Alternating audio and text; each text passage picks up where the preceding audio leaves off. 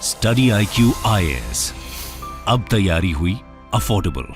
नमस्कार दोस्तों, फाइनली आप कह सकते हैं कि आरबीआई के द्वारा सख्त कदम लिया जा रहा है इन्फ्लेशन को लेकर, और इसी को देखते हुए रेपो रेट में 50 बेसिस पॉइंट। देखिए यूजुअली क्या होता है कि रेपो रेट ज़्यादा से ज़्यादा 25 बेसिस पॉइंट या फिर अभी लास्ट टाइम 40 बेसिस पॉइंट यहाँ पर बढ़ाया गया था, लेकिन यहाँ पर आप देख सकते हो आरबीआई ने 50 बेसिस पॉइंट इंक्रीज किया है। कल शाम का अगर आपने मेरा वीडियो देखा होगा, वहाँ पर मैंने बात की थी लो ग्रोथ और हाई इन्फ्लेशन में। उसके अंदर मैंने डिटेल से चर्चा किया था कि कितना ज़्यादा जरूरी हो गया है, आरबीआई को कदम लेना चाहिए, अदरवाइज इन्फ्लेशन काफ़ी तेजी से और बढ़ता जाएगा। इसके अलावा यहाँ पर एक और अच्छी खबर यह आई है कि आरबीआई ने यूपीआई के साथ जो लिंक किया जाता है आपका सेविंग्स अकाउंट और उसके माध्यम से आप पैसे ट्रांसफर करते हो, तो यहां पर आरबीआई ने फाइनली क्रेडिट कार्ड के साथ भी लिंक करना अलाउ कर दिया है। अब आप क्रेडिट कार्ड के माध्यम से भी पैसा जो है वो ट्रांसफर कर सकेंगे। ये आप देख सकते हो, RBI hacks repo rate by 50 basis point two 4.9%, focused on withdrawing accommodation. तो इसको डिटेल से समझते हैं एग्जैक्टली हो क्या रहा है। काफी कुछ जानने को है, चलिए आगे बढ़ते हैं, लेकिन उसके पहले ध्यान रखिएगा यूपीएससी का जो लाइव कोर्स का बैच है, लाइव बैच चलाया जाएगा, वो स्टार्ट हो रहा है 20 जून से, और ये अलग अलग सारे सब्जेक्ट्स आपको कवर कराए जाएंगे। इसके अलावा यहाँ पर 900+ आवर्स ऑफ टीचिंग, इसके अलावा जो 1-to-1 सेशन होता है, मेंटरशिप होती है, वो आपको मिलेगी बहुत ही कम दाम पर। जो इसका स्टार्टिंग प्राइस है 25,000 से हटाकर यहाँ पर 18,500 में आप ले सकते हो। आपको कोड इस्तेमाल करना है अंकित लाइव। इसके अलावा अगर आप एमसीक्यूज अटेम्प्ट करना चाहते हैं तो मेरे इंस्टा पेज पर जा सकते हैं, वहां पर स्टोरीज में जितने भी एमसीक्यूज हैं उसको आप अटेम्प्ट कर पाएंगे।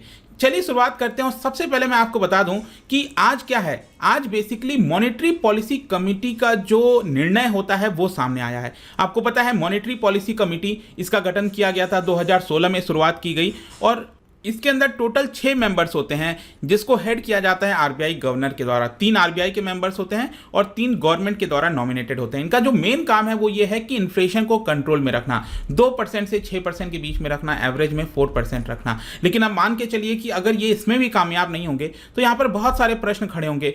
और यहाँ पर जो सबसे इंपॉर्टेंट जो पॉलिसी रेट जो आप कहते हो, रेपो रेट जिसको हम कहते हैं, वो कर दिया गया है 4.9%।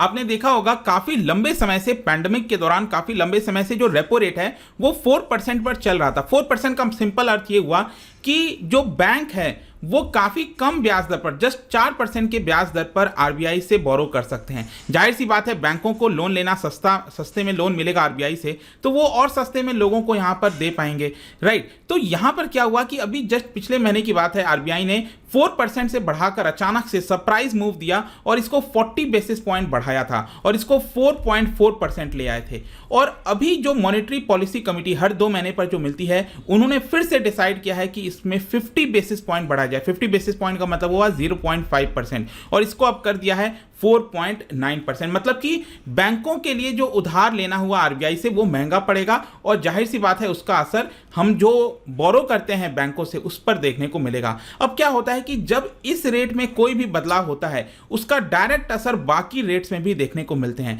जैसे कि आपने सुना होगा रिवर्स रेपो रेट के बारे में, तो रिवर्स रेपो रेट में भी उसी प्रकार से 50 बेसिस पॉइंट इंक्रीज हो जाएगा। उसी प्रकार से एमएसएफ में भी यहां पर इंक्रीज हो गया है 5.15। देखो होता क्या है ना कि बेसिकली यहां पर आपने सुना होगा कि एक तो रेपो रेट हो गया। रेपो रेट क्या होता है कि बैंक जो है वो आरबीआई से उधार लेते हैं, लेकिन जब ये उधार लेते हैं रेपो रेट पर, तब बैंकों को जो गवर्नमेंट सिक्योरिटीज होती हैं उसको गिरवी रखना होता है। लेकिन अगर मान लो बैंक के पास गवर्नमेंट सिक्योरिटीज नहीं बची हैं, फिर भी उनको और उधार लेना है, अचानक से इमरजेंसी सिचुएशन आ गया, उस केस में बैंक आरबीआई से एमएसएफ के माध्यम से उधार ले सकते हैं। एमएसएफ क्या होता है? Marginal standing facility. इसमें बैंक को ज्यादा इंटरेस्ट पे करना होता है। अभी जो मैंने आपको बताया रेपो रेट कितना हो गया 4.9%, तो बैंक को 4.9% देना पड़ेगा आरबीआई को जब आरबीआई से जब ये लोन लेंगे। लेकिन अब अगर वो एमएसएफ के माध्यम से लोन लेते हैं तब उनको 5.15% मतलब 25 बेसिस पॉइंट और ज्यादा पेमेंट करनी होगी।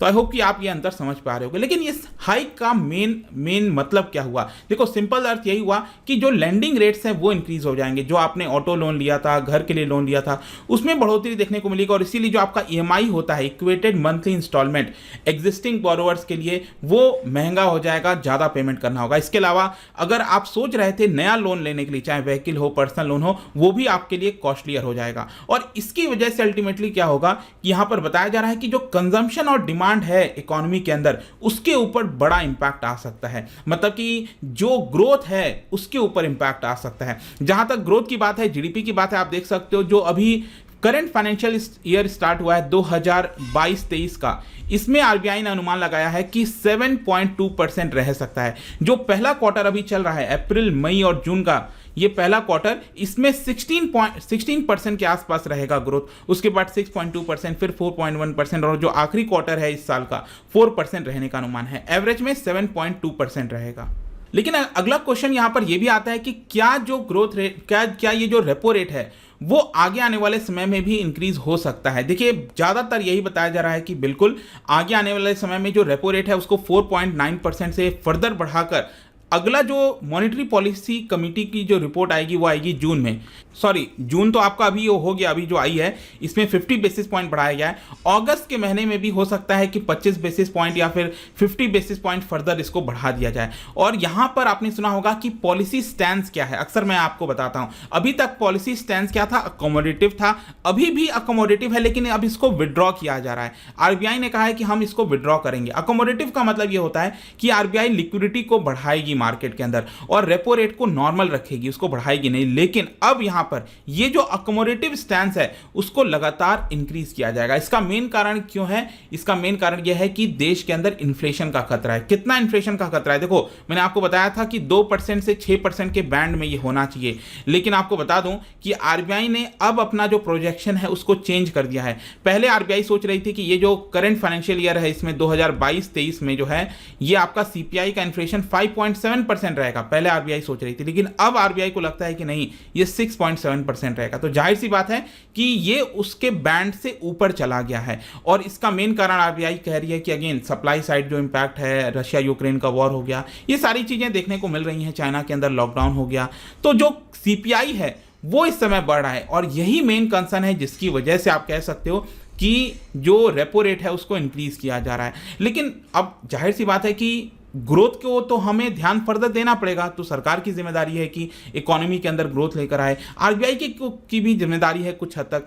तो आरबीआई आप देख सकते हो कि ग्रोथ को ध्यान में रखते हुए यहां पर retail home loans by cooperative banks, इसको रेस कर दिया है। यहां पर कैप लगाया जाता था कि रिटेल होम लोन जो है कोऑपरेटिव बैंक इससे ज़्यादा नहीं दे सकता, उसको यहाँ पर इंक्रीज किया गया है। यहाँ पर जो कोऑपरेटिव बैंक्स के ऊपर लिमिट लगाई गई थी हाउसिंग लोन के ऊपर, उसके ऊपर भी 100% का राइज दिया गया है। मतलब आरबीआई चाहती है कि ज़्यादा से ज़्यादा यहाँ पर जो लोग हैं वो उधार लें और उसको खर्च करें कहीं ना कहीं। तो ये सब कुछ इंपॉर्टेंट चीज़ है। लेकिन एक और जो बहुत इंपॉर्टेंट चीज़ इस मॉनेटरी पॉलिसी कमेटी के अंदर निकल कर आई वो ये है कि RBI allow us credit card linking with UPI. जैसा कि आपको पता होगा कि अगर अभी आपको यूपीआई इस्तेमाल करना है, यूनिफाइड पेमेंट इंटरफेस, तो आपको क्या करना होता है? अपना सेविंग्स अकाउंट जो डेबिट कार्ड है उसके माध्यम से आप लिंक करते हो, फिर आप जो भी पैसा ट्रांसफर करते हो आपके सेविंग्स अकाउंट्स में से वो ट्रांसफर हो जाता है किसी दूसरे के अकाउंट में, राइट? तो अभी यूपीआई इस तरह से चलता है। लेकिन अब यहां पर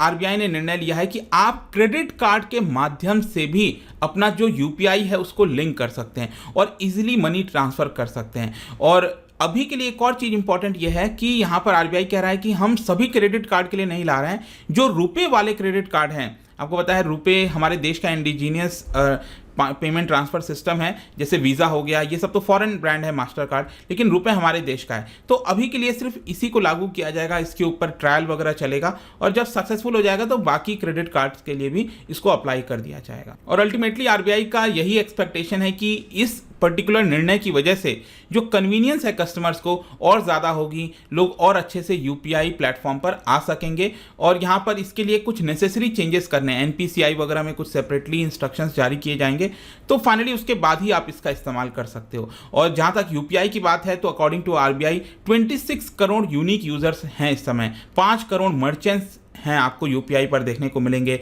मई 2022 में अकेले आप देखिए तो 594 करोड़ ट्रांजैक्शंस हुए थे, जिसका अमाउंट करीब 10 लाख करोड़ से भी ज़्यादा था। तो यूपीआई आप कह सकते हो एक तरह से और ज़्यादा बड़ा होने वाला है इस पर्टिकुलर मूव की वजह से। तो ये पूरा वीडियो था रिगार्डिंग जो भी कुछ हुआ है आरबीआई के द्वारा।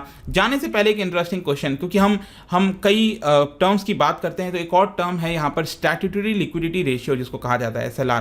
क्या आप बता सकते हो इससे रिलेटेड जो यहाँ पर सेंटेंस दिए गए हैं कौन सा इसमें से सही है? इसका राइट आंसर आपको पता ही है, मेरे इंस्टाग्राम पर तो मिलेगा ही, वहाँ पर अगर आप नहीं हो कोई बात नहीं, टेलीग्राम से भी ले सकते हैं इसका सही उत्तर। मैं कई सारे जो MCQs हैं वो यहाँ पर स्टोरीज में डालता रहता हूँ। बाकी अगर आपको PDF चाहिए तो टेलीग्राम पर आइए, अलग अलग सोशल मीडिया पर आप जुड़ पाओगे। और जैसा मैंने बताया, अगर आप यूपीएससी का लाइव कोर्स का जो बैच है वो अगर आप लेना चाहते हो तो बहुत ही अच्छा मौका है। ये इनिशियल ऑफर है, अदरवाइज रेट्स बढ़ सकते हैं, तो इसका ज़्यादा से ज़्यादा फायदा उठाइए। अंकित लाइव बैच स्टार्ट होने वाला है 20 जून से। आई होप कि वीडियो आपको पसंद आया होगा। मिलता हूँ आपसे next time. Till then, thank you very much, see you soon. Study IQ IAS, अब तैयारी हुई अफोर्डेबल।